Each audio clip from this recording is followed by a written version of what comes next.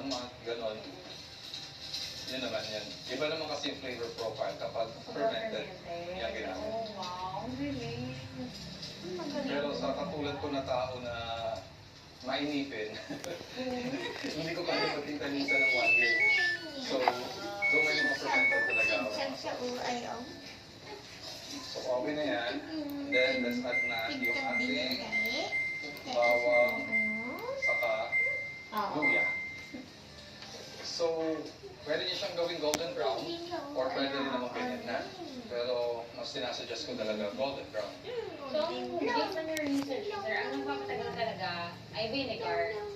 Oh, yes, yes. So, lahat po ba ng hot sauce ay may vinegar? Not necessarily. Meron naman, pwede naman gumamit ng lemon or calamansi or lime. So, ang ginagamit ko kasi sa mga sauce ko is vinegar. Since wala akong artificial preservatives, ang ginagamit ko is vinegar, lemon, and lime. Yun ang mga preservatives ko and salt. Yan na. So, wala nang iba. So, kailangan lang talaga is maganda yung way ng pagluluto. Otherwise,